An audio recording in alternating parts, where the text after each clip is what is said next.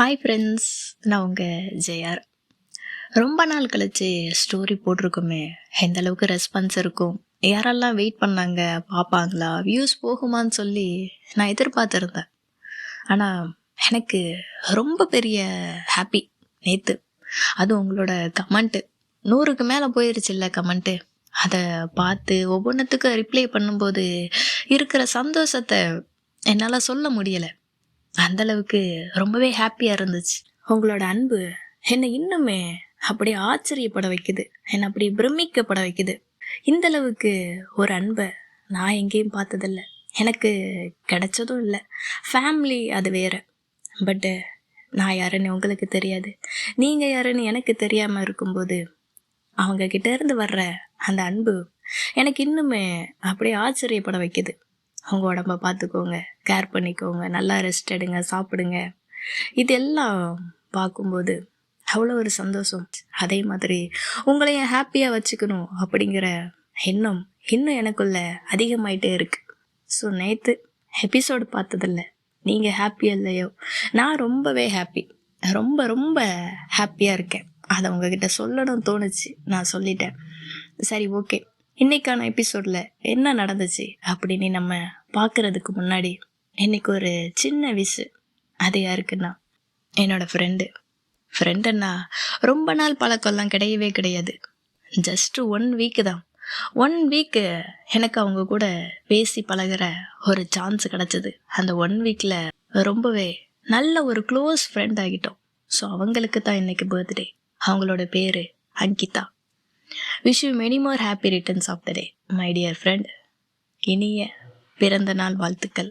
எப்போவுமே ஹாப்பியாக இருக்கணும், சிரிச்சுக்கிட்டே இருக்கணும்.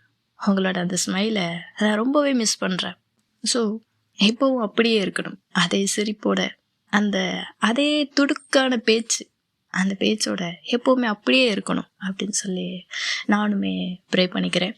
Once again wish you many more happy returns of the day my dear friend Ankita. ஓகேங்களா? ஹாப்பியாக இருக்கணும். இப்போ இவங்களை எப்படி தெரியும் அப்படின்னு கண்டிப்பாக இந்த இடத்துல சொல்லவா? ஆக்சுவலி நீங்கள் லைவில் வந்திருந்தீங்கன்னா தெரிஞ்சிருக்கும். என்னோடய ஒவ்வொரு லைவ்லையும் கூட வந்தவங்க அந்த இடத்த எல்லாத்தையுமே சுற்றி காட்டினது நம்ம ஃப்ரெண்டு அங்கிதா தான். நான் ரொம்பவே ஹாப்பியான இருந்த நாட்கள், எனக்கு ரொம்பவே கோல்டன் டேஸ்னால் அந்த ஒரு நாளை தான் நான் சொல்லுவேன். அவ்வளோ ஹாப்பியாக இருந்தேன் அவங்க கூட. அது முன்னாடி வரைக்கும் பேசுனதில்லை, பட்டு என்னோட ஷையையும் தாண்டி நான் அவங்க கூட அந்தளவுக்கு க்ளோஸாக பேசி சிரித்து பழகின அந்த 1 வீக் என்னோட மறக்க முடியாத நாட்களில் அது ஒன்று. அதெல்லாம் நினச்சி பார்க்கும்போது அவ்வளோ ஹாப்பியாக இருக்குது. நானுமே அவங்கள ரொம்பவே மிஸ் பண்ணுறேன். மறுபடியும் அப்படி ஒரு நாள் கிடைக்குமா அப்படின்ட்டு நான் வெயிட் பண்ணிகிட்ருக்கேன். Miss you so much. ரொம்ப மிஸ் பண்ணுறேன் அவங்கள. சரி, once again wish you many more happy returns of the day. சரி, ஓகே. நம்ம இனி டைரெக்டாக ஸ்டோரிக்குள்ளே போகலாமா? நேற்று அந்த ஸ்டோரியில் எதோட முடிச்சிருந்தோம், நம்ம ஜோ மாமா மேலே ரேகா செம்ம கோவத்தில் இருந்தாங்கல்ல. ஏன்னா அவங்க ட்ரிங்க்ஸ் பண்ணிவிட்டு அவங்க பண்ண அலப்பறைகள் அதெல்லாம் அவங்க அக்கா முன்னாடி பண்ணதுனால அவங்க ரொம்பவே அவமானப்பட்டு ரொம்ப கோவத்தில் இருந்தாங்க. அப்போ நானும் ரேகாவை எவ்வளோ கன்வின்ஸ் பண்ணுறதுக்காக ட்ரை பண்ணேன், பின்னாடி அலைஞ்சேன். அதான் அந்த ஒரு வடிவேலு டைலாக், அதுதான், மாலா மாலா அப்படிங்கிற மாதிரி பின்னாடியே சுற்றிக்கிட்டே இருந்தேன். எதுக்குமே என் குள்ளச்சி கன்வின்ஸ் ஆகவே இல்லை. ஸோ ஃபைனலாக அவள் கிச்சனில் நின்று சமைச்சிட்டு இருக்கும்போது நான் என்னோடய மூஞ்சை அப்படியே பாவம் போல் வச்சுக்கிட்டு அப்படி குழந்தைத்தனமா எதுவுமே தெரியாத மாதிரி அவன் முன்னாடி போயிட்டு நின்னேன். நான் எதுவுமே பண்ணலை, எதுவுமே தெரிஞ்சு நடக்கலை அப்படின்ட்டு அப்படி குழந்த மாதிரி மூஞ்சை பாவமாக வச்சுக்கிட்டு அவன் முன்னாடி போய் நின்னேன். அதை பார்த்ததும் ரேகா சிரிச்சுக்கிட்டா. ஏண்டா மாமா, பண்ணுறதெல்லாம் பண்ணிட்டு ஒன்றும் தெரியாத புள்ள மாதிரி அப்பாவே மூஞ்ச வச்சுக்கிட்டு என் முன்னாடி வந்து நிற்கிறியா? நீ நேற்று கொஞ்சம் நஞ்சமாட ஆட்டம் போட்ட அப்படின்னு சொல்லி சிரிச்சுக்கிட்டே பேசினா. அப்போவே நானும் இதுதான் டைமு, ரேகா கன்வின்ஸ் ஆகிட்டான்னு சொல்லி அப்படி அவளை போயிட்டு பின்னாடி நின்று ஹக் பண்ணிக்கிட்டேன். அவளை சிரிச்சா. அதோட அவளோட கோவமும் மொத்தமாக போயிருச்சு. அதுக்கப்புறம் மறுபடியும் ஒர்க்கு ஸ்டார்ட் போனோம். அவளோட தானே போகிறேன். ஸோ ஒரு ஹாப்பினஸோடையே போயிட்டுருந்தேன். அப்போ அன்றைக்கி நைட்டு அவங்க வீட்டில் எல்லாருமே ஒன்றா சேர்ந்தாங்க. ஸோ எல்லாருமே ஒன்றா இருக்கோமே, ஒரு டின்னர் வெளியில் போயிட்டு சாப்பிட்லாமான்னு சொல்லி எல்லாருமே பிளான் பண்ணாங்க. அந்த டின்னரு லேட் நைட்டு டைம் ஒரு 11:30 இருக்கும்.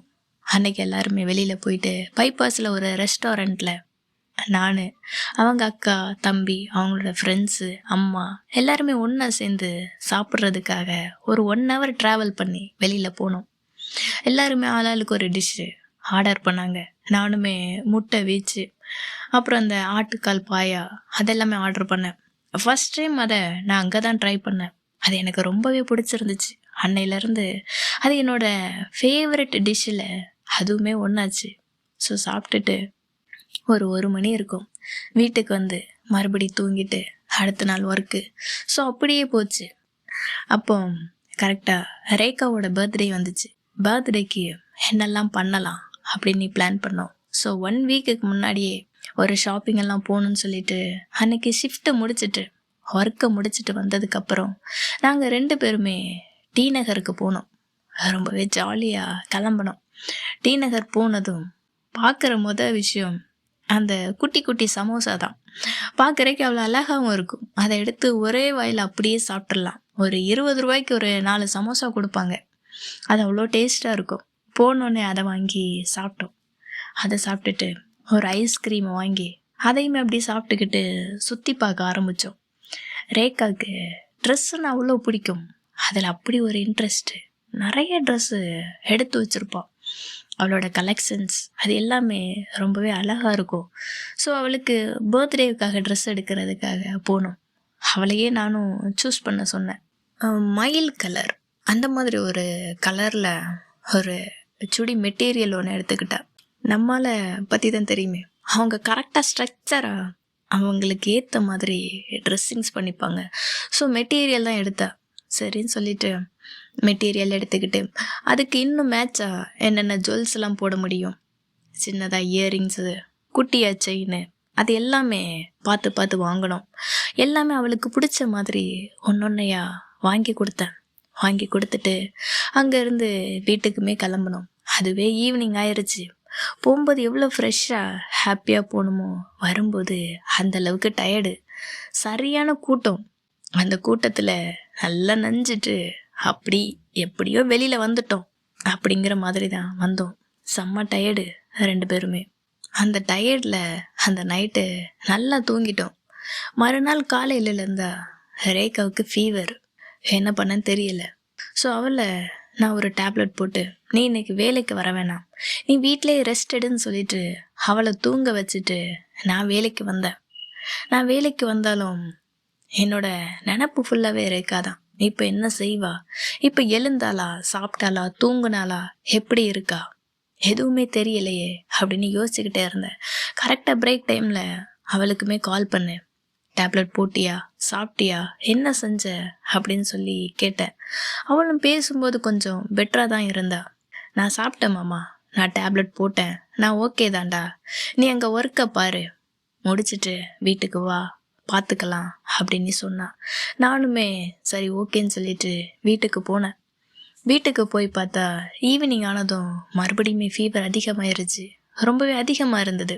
சரி ஹாஸ்பிட்டலுக்கு போயிடலாம், பர்த்டே வேற வருது. ஸோ நீ இந்த டைம் இந்த மாதிரி ஃபீவரில் படுத்துட்டு இருந்தா நல்லா இருக்காதுன்னு சொல்லிட்டு ஹாஸ்பிட்டலில் போயிட்டு இன்ஜெக்ஷனும் போட்டோம். போட்டுட்டு வந்து மறுபடியும் அவளை ரெஸ்ட் எடுக்க வச்சு சாப்பாடு நானே ஊட்டி விட்டு டேப்லெட் எல்லாமே போட்டு விட்டேன். அப்போதைக்கு அது கொஞ்சம் பெட்டராக இருந்த மாதிரி இருந்துச்சு. அதுக்கப்புறம் ஒரு 12 மணி இருக்கும். மறுபடியுமே ஃபீவர் அதிகமாயிருச்சு. எனக்கோ என்ன பண்ண எதுவுமே தெரியல. நானும் அந்த ஹாட் வாட்டரை எடுத்துகிட்டு வந்து கர்ச்சீஃப் அதில் நினச்சி ரேகாவோட நெத்தியில் வச்சு விட்டேன். அப்போவாச்சும் அந்த டெம்பரேச்சர் எல்லாம் குறையுமா அப்படின்னு நினச்சிக்கிட்டு நானுமே வச்சு விட்டேன். ஆனாலும் அது குறையவே இல்லை. ஒரு 1/2 ஹவருக்கு ஒரு டைம் மாற்றி மாற்றி ஏதேதோ பண்ணுறேன். நான் என்ன செஞ்சாலும் அந்த டெம்பரேச்சர் மட்டும் குறையவே இல்லை. இதுக்கு மேலே வேறு என்ன பண்ணுறது, வேறு என்ன ட்ரை பண்ணேன் அப்படின்னு எதுவுமே தெரியலை. வீட்டில் யாரும் இல்லை. ஸோ யார்கிட்ட கேட்டு என்ன பண்ணுறது எதுவுமே தெரியல. அதனால் நானாக நினச்சிக்கிட்டேன், இந்த டெம்பரேச்சரை என்ன பண்ணுறது, அதை எப்படி குறைக்கிறது, பேசாம அதை நம்ம வாங்கிக்கலாமா? அவளால் தாங்கிக்க முடியலை. அதை பார்த்துட்டு என்னாலையும் சும்மா இருக்க முடியல. ஸோ நான் என்ன பண்ணேன், அது அப்படியே அந்த ஃபீவர் அப்படியே எனக்கு வரட்டும், எதுவாக இருந்தாலும் நான் தாங்கிக்கிறேன் அப்படின்னு ரேக்காவை அந்த ஃபீவரில் அப்படியே கட்டி பிடிச்சேன். என்னோட டிஷர்ட்டை ரிமூவ் பண்ணேன். அதே மாதிரி ரேக்காவோட அவளும் சின்னதாக டிஷர்ட்டு ஸ்கர்ட் போட்டிருந்தா. ஸோ அதையும் ரிமூவ் பண்ணிட்டேன். இப்போது எதுவுமே போட்டுக்கல.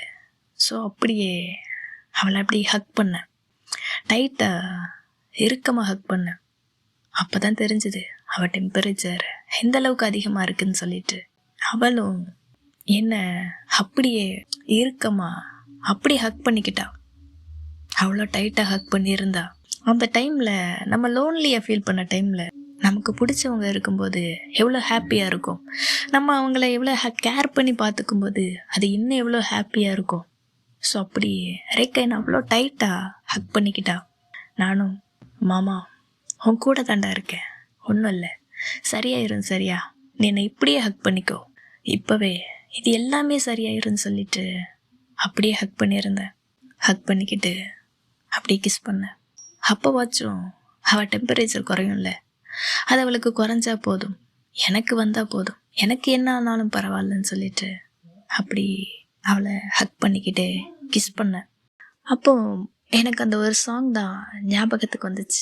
என்ன காயமான போதும் என் மேனி தாங்கி கொள்ளும் முந்தன் மேனி தாங்காது செந்தேனே, மனிதர் உணர்ந்து கொள்ள இது மனித காதல் அல்ல, அதையும் தாண்டி புனிதமானது, அபிராமியே தாலாட்டும் சாமியே நான் தானே தெரியுமா, சிவகாமியே சிவனில் நீயும் பாதியே அதுவும் உனக்கு புரியுமா, சுபலாலி லாலி லாலா. அந்த ஒரு சாங்கை அப்படியே பாடிக்கிட்ட அவளையுமே அப்படியே தூங்க வச்சேன். ஒரு 10 நிமிஷம் இருக்கும். அந்த 10 நிமிஷத்துல அவளோட டெம்பரேச்சர் குறைஞ்சது எனக்கு நல்லாவே தெரிஞ்சுது. ஸோ அப்படியே ஹக் பண்ண அவளுக்கு கொஞ்சம் கொஞ்சமாக வேர்க்க ஆரம்பிச்சிது. அந்த டெம்பரேச்சர் குறைஞ்சி அந்த ஃபீவர் எல்லாமே சரியாக ஆரம்பிச்சிது. அதுக்கப்புறம் நான் அப்படி அவளை போர்த்தி விட்டு அவளை என்னோட நெஞ்சில் சாய வச்சு படுக்க வச்சு அப்படியே தூங்க வச்சேன். அவளோட தலையை மெதுவாக வருடி விட்டு, மாமா இருக்கண்டாவும் கூட, உனக்கு ஒன்றும் இல்லை, எல்லாமே சரியாயிருன்னு சொல்லி அவளை அப்படியே தூங்க வச்சேன். அந்த ஃபீவரை அது குறைச்சதுக்கப்புறம் அவளும் என்னோட தோலில் சாஞ்சிக்கிட்டு நல்லா அமைதியாக அப்படியே தூங்க ஆரம்பித்தா. மாமா மாமா என்னை விட்டு போக மாட்டல்ல, என் கூடவே இருடா, எங்கேயும் போகாத, நான் இப்படியே படுத்துக்கிறேன், எங்கேயும் போகாத அப்படின்னு சொல்லிக்கிட்டே அப்படியே தூங்கிட்டா. நானும் அவளோட தலைமுடியை கோதி விட்டு, உன் கூட தாண்டா இருக்கேன், எங்கேயும் போலடி, நீ நிம்மதியாக தூங்கு அப்படின்னு தூங்க வச்சேன். நல்லா தூங்குனா. நானும் அப்படியே நல்லா தூங்கிட்டேன். அடுத்த நாள் காலையிலையுமே ஆச்சு, அலாரம் அடிச்சுது. 2 பேராலையுமே எழுந்துக்க முடியலை. நல்லா தூங்கினேன். இன்னும் பர்த்டேக்கெல்லாம் லீவ் எடுக்க வேண்டியது இருக்குது. 2 பேரும் ஒரே டைமில் லீவை எடுக்கக்கூடாது, எடுக்கையும் விட மாட்டாங்க. இப்போ நான் ஓகேவா இருக்கேன், நீ போயிட்டு வாடான்னு சொல்லி என்ன வேலைக்கு அனுப்பி வச்சா. எனக்கு போகிறதுக்கு மனசே இல்லை. இல்லடி நான் இன்னைக்கு போகல, நான் உன்னை கூடவே இருந்து பார்த்துக்கிறேன் அப்படின்னு சொன்னேன். ஆனால் ரேக்கா கேட்கவே இல்லை. எனக்கு ஓகே தான் மாமா, நான் நல்லா தான் இருக்கேன், நீ போயிட்டு வான்னு சொல்லி என்னையுமே அனுப்பி வச்சா. நானும் போகிறதுக்கு மனசே இல்லாமல் அங்கேருந்து கிளம்புனேன். பஸ்ஸில் போயிட்டு கால் பண்ணேன். ஓகேவா இருக்குதா உனக்கு? இல்லைன்னா சொல்லு, நான் இப்போவே வந்துடுறேன் அப்படின்னு சொன்னேன். ரேக்கா அதெல்லாம் எனக்கு எதுவும் இல்லை மாமா, நான் நல்லா இருக்கேன், நீ போயிட்டு வாடா அப்படின்னு சொன்னான். நானும் ஒர்க்குக்கு போனேன். எப்படா வீட்டுக்கு போவோம், ஷிஃப்ட்டு முடியும்னு சொல்லி வெயிட் பண்ணிக்கிட்டு இருந்தேன். வீட்டுக்கு வந்ததும் ரேக்கா ஓடி வந்து ஹக் பண்ணிக்கிட்டேன். அவளை பார்த்தேன். அவள் நல்லாவே ரெக்கவர் ஆகியிருந்தா. எல்லாமே சரியாயிடுச்சு. ஸோ என்னையும் அப்படியே ஹக் பண்ணிக்கிட்டேன். நல்லா இருக்கேன்டா, எனக்கு ஒன்றும் இல்லை மாமா, நீ ஏன் ஃபீல் பண்ணுற? எதுவும் இல்லை, பாரு நான் இவ்வளோ நல்லா இருக்கேன் பாரு, எல்லாமே சரியாயிடுச்சு அப்படின்னு சொன்னான். நான் அப்போ அவளை அப்படி அவளோட நெத்தியில் கிஸ் பண்ணிவிட்டு, ஓகே, இப்போ தான் எனக்கு நிம்மதியாக இருக்குது, உனக்கு ஒன்றும் இல்லைல்ல, நீ நல்லா இருக்கல்ல, அது எனக்கு போதும் அப்படின்னு சொன்னேன். அடுத்த நாள் 2 பேருமே மறுபடி ஒர்க்குக்கு போனோம். இன்னும் 2 நாள் தான். அடுத்தது ரேகாவோட பர்த்டே. அவளோட பர்த்டேக்கு என்னெல்லாம் பண்ணணும் அப்படின்னு முன்னாடியே பிளான் பண்ணேன். என்ன செய்யலாம், அவளும் நம்ம கூட தான் வேலைக்கு வருவா, எப்படி இந்த கேக் கட்டிங் அவளுக்கு தெரியாமல் பண்ணுறது, அந்த மாதிரி நிறைய யோசித்தேன். அவளுக்கு சர்ப்ரைஸாக எப்படி பண்ணலாம், என்னெல்லாம் செய்யலாம்னு சொல்லிட்டு யோசிச்சுக்கிட்டே இருந்தேன். கரெக்டாக இன்னைக்கு தான் ரேகாவோட பர்த்டே. நாங்கள் 2 பேருமே மார்னிங்கு வேலைக்கு போனோம். வேலைக்கு போயிட்டு வந்ததுக்கப்புறம் ஈவினிங் ரேகாவை தூங்க வச்சுட்டு நான் யோசிக்க ஆரம்பித்தேன். இவள் வீட்டில் இருக்கும்போது நம்ம எப்படி டெக்கரேட் பண்ணுறது, என்ன பண்ணலாம், இவளை எப்படி வீட்டை விட்டு வெளியில் அனுப்புறது, நம்ம எப்படி டெக்கரேட் பண்ணுறது, அந்த மாதிரிலாம் யோசிச்சுக்கிட்டே இருந்தேன். கரெக்டாக அப்போ எனக்கு அவளோட தம்பி ஞாபகம் வந்துச்சு. ஸோ அவள் தம்பிக்கிட்ட சொல்லி ரூமை டெக்கரேட் பண்ணணும், நைட்டு 12 மணி வரைக்கும் நீ அவளை வீட்டுக்கு அழைச்சிட்டு வரக்கூடாது, அவளை வெளியிலே பார்த்துக்கணும், நீ என்ன பண்ணுவியோ எனக்கு தெரியாதுன்னு சொல்லிட்டு அவள் தம்பியோட வெளியில் அனுப்பி வச்சுட்டு நான் இங்கே அந்த ஹாலை டெக்கரேட் பண்ணேன். ஃபுல்லாக கலர் பேப்பர்ஸு, பலூனு, அவளுக்கு பிடிச்ச அந்த ரெட் கலரில் குட்டி குட்டியான ரோஸ் பூ, அது எல்லாத்தையுமே டெக்கரேட் பண்ணேன். ரூம் ஃபுல்லாக கேண்டில், அது எல்லாத்தையுமே எந்த ஷேப்பில் எந்த மாடலில் எடுத்து வைக்கணும் அப்படின்ட்டு எல்லாமே பிளான் பண்ணி ஒன்று ஒன்றா பண்ணேன். இவளுக்கு அவசரம் பொறுக்கலை. இவ்வளோ நேரம் என்னடா பண்ணுற, வெளியில் என்ன பண்ணுறது, வா நம்ம வீட்டுக்கு போகலான்னு சொல்லி பாதியிலே வீட்டுக்கு வந்துட்டா. எனக்கு என்ன பண்ணன்னு தெரியலை, எல்லாமே கொலாப்ஸ் ஆயிருமே அப்படின்ட்டு நானும் வெளியில் போயிட்டு வீட்டுக்குள்ளே வர விடாமல் வெளியிலே நின்று பேசிக்கிட்டே இருந்தோம். கரெக்டாக மணி 12 ஆச்சு. ஒரு 5 நிமிஷத்துக்கு முன்னாடி சரி வாங்க வீட்டுக்குள்ளே போகலான்னு சொல்லிட்டு அவங்க அக்கா கிட்ட சொல்லி அந்த மெழுகுவர்த்தி எல்லாத்தையுமே ஏற்றி வைக்க சொன்னேன். அவங்க அக்காவும் போயிட்டு அந்த மெழுகுவர்த்தி எல்லாத்தையுமே ஏற்றி வச்சாங்க. நான் ரேகாவோட கண்ணை அப்படியே மூடிக்கிட்டு அவளோட வீட்டுக்கு கூப்பிட்டுட்டு போனேன். ஹாலுக்குள்ளே என்டர் ஆனதும் அவளோட கண்ணை ஓப்பன் பண்ணி விட்டுட்டு ஹாப்பி பர்த்டே டார்லிங் அப்படின்னு சொல்லி விஷ் பண்ணேன். அவள் இது எல்லாத்தையுமே பார்த்த உடனே ரொம்பவே ஹாப்பி.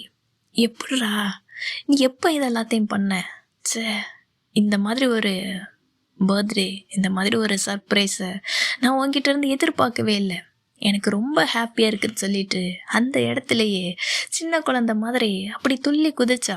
ஒவ்வொரு விஷயத்தையும் பார்த்து பார்த்து அவ்வளோ சந்தோஷப்பட்டா. நான் அவளோட ஃபேஸையே பார்த்துக்கிட்டே இருந்தேன்.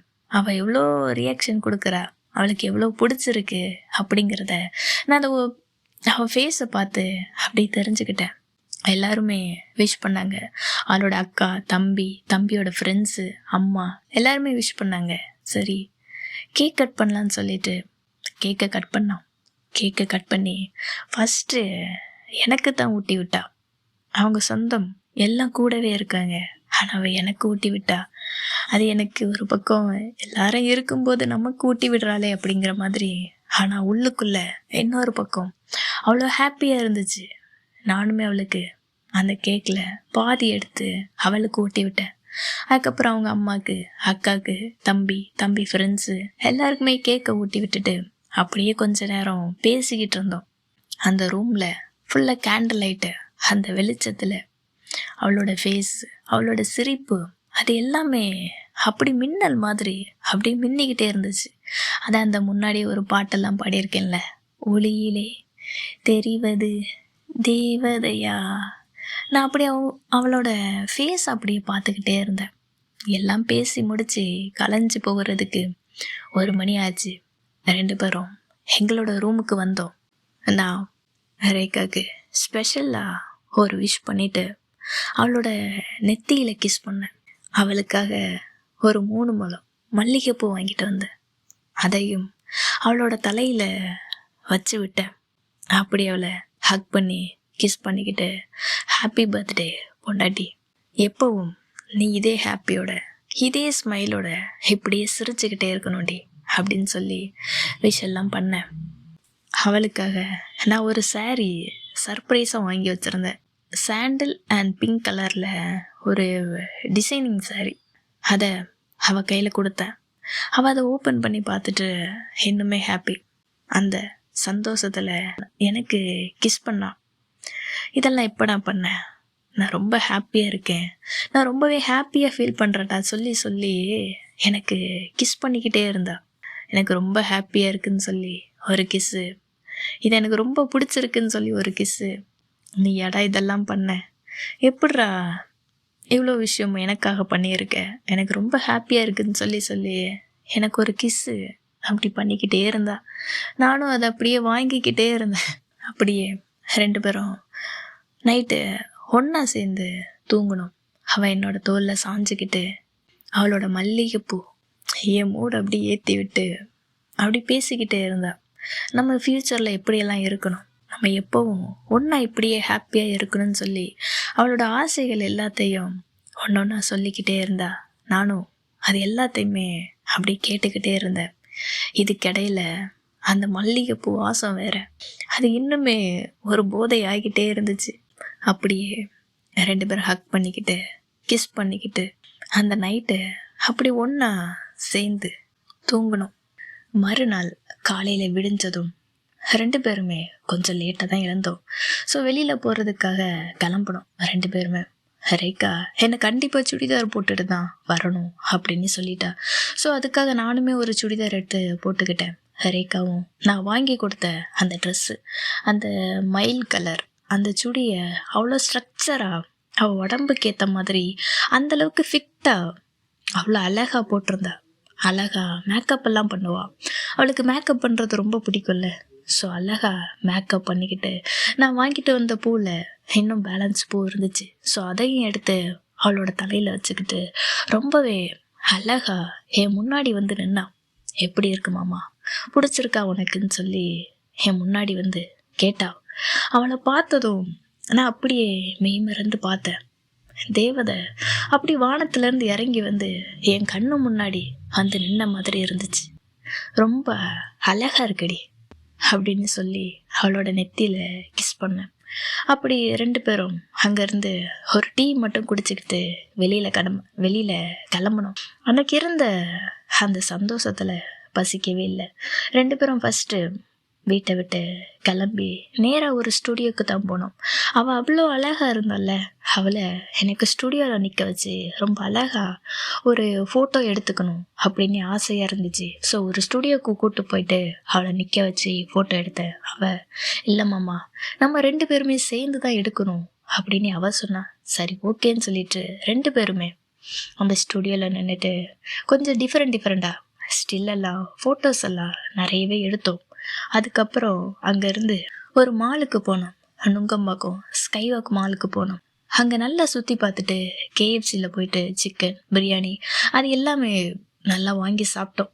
நல்லா சுற்றணும், அலைஞ்சோம், தெரிஞ்சோம். 2 பேரும் அந்த கையை கோர்த்துக்கிட்டு, அந்த கையை மட்டும் விடவே இல்லை. கையை கோர்த்துக்கிட்டு இடுப்பில் கையை பிடிச்சிக்கிட்டு அந்த மாலையே சுற்றி வந்தோம். அங்கேருந்து சாப்பிட்டுட்டு அதுக்கப்புறம் டைம் ஆச்சு, ஒரு மூவிக்கு போகலாம் அப்படின்னு நினச்சிருந்தோம். ஸோ நம்ம வீட்டுக்கு பக்கத்துலேயே ஒரு தேட்டரில் மூவிக்கு போகலான்னு சொல்லிட்டு அங்கேருந்து செங்கல்பட்டுக்குமே வந்தோம். செங்கல்பட்டு வந்ததும் அங்கே நியர்பை ஒரு தேட்டருக்கு போனோம். தேட்டரில் போயிட்டு மறுபடி ஈவினிங் ஷோ ஒரு படம் பார்த்தோம். அப்போது படம் பார்க்கும்போதும் 2 பேரும் ஒருத்தர் கையை ஒருத்தர் அப்படி இறுக்கி கோர்த்துக்கிட்டு பிடிச்சிக்கிட்டு என்னோட தோளில் ரேக்கா அப்படியே தலை வச்சு சாய்ச்சி படுத்து அந்த மூவியை பார்த்தோம். பிரேக்கில் எங்களுக்கு பிடிச்ச அந்த பாப்கார்னை வாங்கி வச்சுட்டு அதையுமே ஒன்றா ஊட்டி விட்டு சாப்பிட்டுக்கிட்டே அந்த படத்தையும் பார்த்தோம். படத்தை பார்த்தோமோ இல்லையோ, நாங்கள் 2 பேரும் குட்டி குட்டி சின்ன சின்ன ரொமான்ஸ் எல்லாம் பண்ணிக்கிட்டு ரொம்பவே என்ஜாய் பண்ணோம். அந்த டே ஃபுல்லாகவே அவ்வளோ ஹாப்பியாக இருந்துச்சு. அதுக்கப்புறம் நைட் ஆயிடுச்சு, வீட்டுக்கும் போகலாம் அப்படின்னு சொல்லிட்டு வீட்டில் இருக்கிறவங்களுக்கு பர்த்டேக்கு ட்ரீட் வைக்கணுமே. ஸோ அதுக்காக கொஞ்சம் ஐஸ்கிரீமு பிரியாணி அது எல்லாமே வாங்கிட்டு வீட்டுக்குமே போனேன். அப்போ ரேகாவோட தம்பியோட ஃப்ரெண்ட்ஸு அவங்க எல்லாருமே வீட்டில் தான் இருந்தாங்க. இதுதான் உங்களுக்கு ட்ரீட்டுன்னு சொல்லிட்டு நான் அந்த பிரியாணி அவங்க கிட்ட கொடுத்தேன். ஆனால் அந்த பசங்க எங்களுக்கு இதெல்லாம் காணாது, நாங்கள் சாப்பிட்ற ஐட்டமே வேற, எங்களுக்கு அதுதான் வேணும், அந்த பார்ட்டி தான் நீங்கள் வைக்கணும் அப்படின்னு சொன்னாங்க. அவங்க அப்படி சொன்னதும் எனக்குமே புரிஞ்சிருச்சு, பார்ட்டி தானே, அதுவும் அந்த பார்ட்டி தானே, ஸோ கண்டிப்பாக வைக்கலாம், நான் இல்லாமலா? இப்போ ரேக்கா செம்ம டென்ஷனாக இருக்கா. நம்ம இன்னொரு நாளைக்கு கண்டிப்பாக அந்த பார்ட்டியை வைக்கலாம், என்ஜாய் பண்ணலாம் அப்படின்னு நான் அவங்க கிட்ட சொன்னேன். நான் அப்படி சொல்லவும் ரேக்கா என்னை பார்த்து ஒரு முறைச்சா பாருங்க. மறுபடியும் உனக்கு சரக்கு கேட்குதா?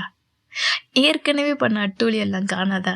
இன்னும் நீ குடிப்பேன் அப்படின்னு வேற சொல்றியா? அதுவும் ஏன் முன்னாடியே அப்படின்னு சொல்லிட்டு அவரு முறைச்சா. அப்படி என்னை பார்த்து நான் எதுவுமே பேசாம சைலண்டா அப்படி வீட்டுக்குள்ள போயிட்டேன். இன்னைக்கு இந்த எபிசோடு இதோட முடிச்சுக்கிறேன். இதுக்கப்புறம் என்ன நடந்துச்சு அப்படிங்கிறத நம்ம அடுத்த எபிசோட்ல பார்க்கலாம். ஓகேவா? இப்போ நான் கிளம்புறேன். தேங்க்யூ.